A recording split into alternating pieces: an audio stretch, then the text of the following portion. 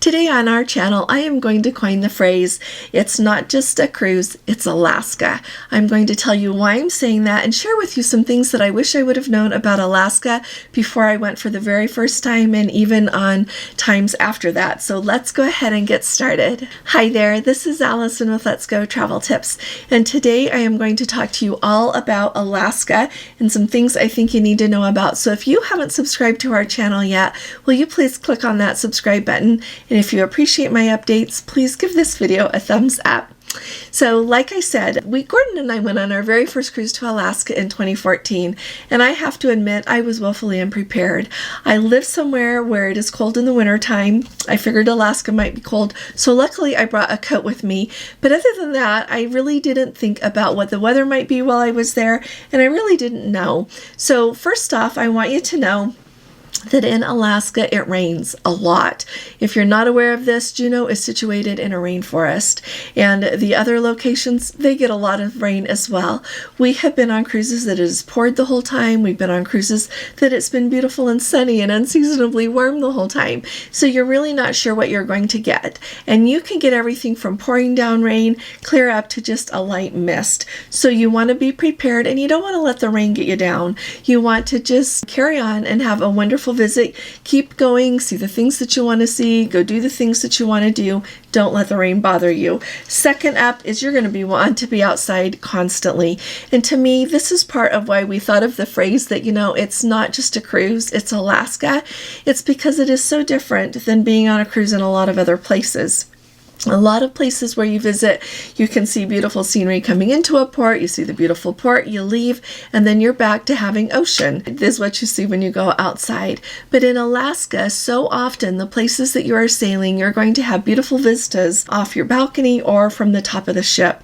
Saying that this is a great time to say, if you can afford a balcony, get a balcony when you go to Alaska. If you can afford an interior, it doesn't matter. Just get the interior and go. There are so many places on board the ship to enjoy looking outside, so don't worry about that. But back to this, you're going to want to be outside a lot. You're not going to want to be spending all of your time inside on the ship doing the things that we have the habit of doing when we go on a cruise. You're going to want to be looking outside and seeing what the beautiful scenery looks like a lot of the time. So be prepared for that. You're going to want to be out on the top deck soaking it all up, or else, like I said, on your balcony or on the open decks. The third thing is dress for actually what Alaska is, not just the brochure. So often I see the brochure that they've got the person all decked out with a heavy coat and a huge backpack, and they've got their hiking boots, and they've got like those walking sticks, all the things. And if you are going to go on a serious hike, yeah, take those walking sticks, take all of the gear that you need, but make sure that you pack for what you're actually going to need while you're there. I have a video that was one of the very first videos we did, and I stand by that, and I'm going to do an updated one for 2025 within the next week or so watch for that. But really, it's important to be dressed for the weather. I have seen people on Alaska cruises who clearly have just cruised in the Caribbean, and those are the clothes that they brought with them. So you're going to you can bring those clothes, especially if you live in a warm weather climate, but you're going to want to bring layers with you. So watch for my next video about that. But you need to really pack for what's going to be going on there in Alaska and the excursions that you've got booked, as well as the onboard experience that you want to have. Fourth, go listen to that naturalist on board. I know a lot of times we can be on a cruise and they've got those port talks, and sometimes they've got some enrichment, and you kind of decide if you want to go or not. But going and listening to the enrichment when you are on board a cruise to Alaska makes all the difference in the world. They're going to tell you things about wildlife, about the glaciers, about the history, about all of these things, and it really will change the way that you look at the scenery and your entire experience. So take the time to go listen to the naturalist. When the park rangers come on, when you're in Glacier Bay, go listen to that. It's really important that you enjoy that. When the naturalist says they're going to be out on the decks looking for wildlife, go out there and look for it with them. They're going to teach you so much, and it's going to be part of the magic of Alaska. So keep that in mind.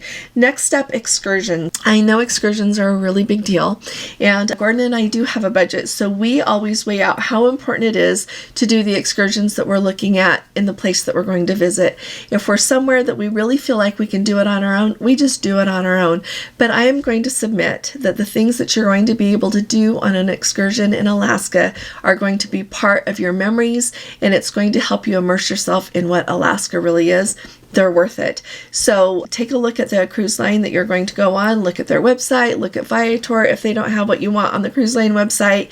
And to me, it's worth spending your money there. Alaska is a place to splurge on excursions, and I know they've gotten really expensive. I know.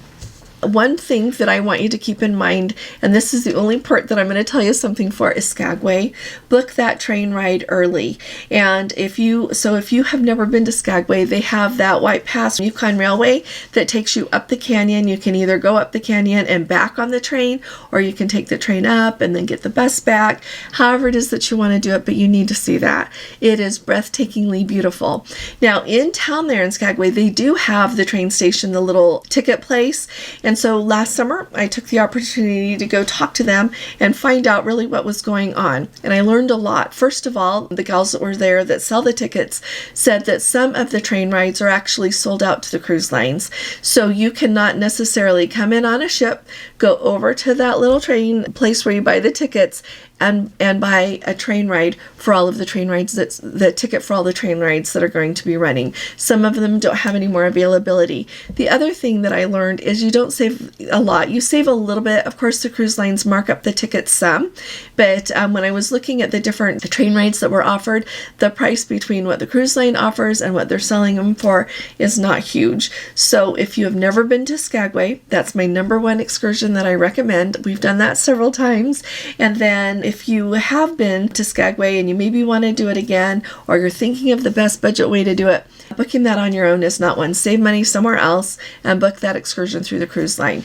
Next up, an important thing to know about Alaska is in that every port that you go in, there are going to be people, different tour operators offering you the different excursions. So if you have looked at what they have on your cruise line website or on Viator and they don't have it, or if it's just too expensive and you're like, we cannot afford that, don't spend more than you should spend on it. When you get off the ship, go talk to the independent tour operators that are going to be standing there offering you different excursions, and find something that you would like to do there. They're always less expensive. I've talked to them before, and it's a great way to do some tours if you didn't want to book one with the cruise line, or like I said, with Viator or any other tour company.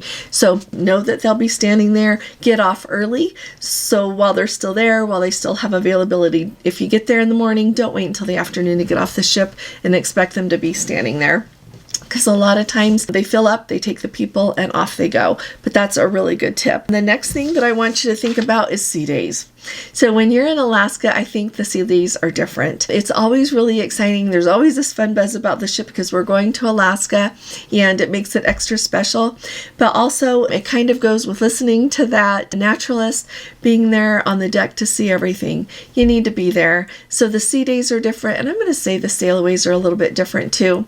If you followed Gordon and I, we love to do live sailaways when we leave a port, and we have left some ports that are absolutely beautiful. No matter where we are in the world, it is really fun to see the scenery. It is glorious. Now in Alaska, it is breathtakingly beautiful. My very favorite sail in and out in Alaska so far is Skagway.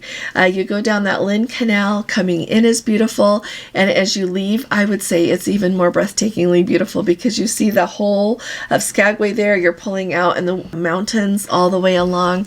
It is just a sight to behold. So don't go to dinner early. Don't go in and sit down. Don't go in and lay down and take a nap if you think that you're done with that port for the day and they're sailing away. Be out there and see the beautiful scenery because it's absolutely beautiful. The last thing that I want you to know is, and then I'm going to tie this all up, the last thing is watch for the wildlife. Take your binoculars with you. There are bears, there are eagles, so many eagles, otters, seals, sea lions, so many different kinds, whales, so many different kinds of wildlife to see, and you're going to want the chance to get to see them because sometimes that's the only chance you're going to get to see some of them. So be out there looking for the wildlife. The last thing, go back to what I told you at the very beginning. It's not just a cruise, it's Alaska.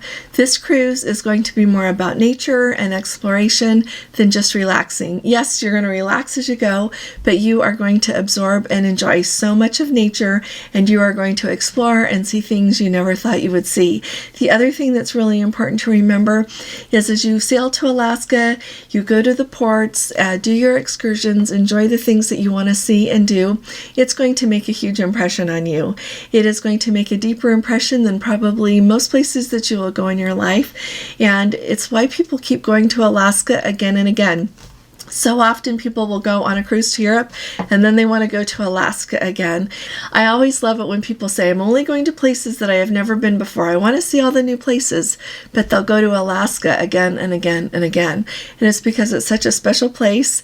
It has such a special feeling there, and it really is all that everyone says it is and more. So if you have been to Alaska before, add what you think I missed in the comments. I love to hear everyone's experience, and it helps us all. So I'll be talking to you all again really soon. Y'all take really good care. God bless you. Love you. Bye-bye.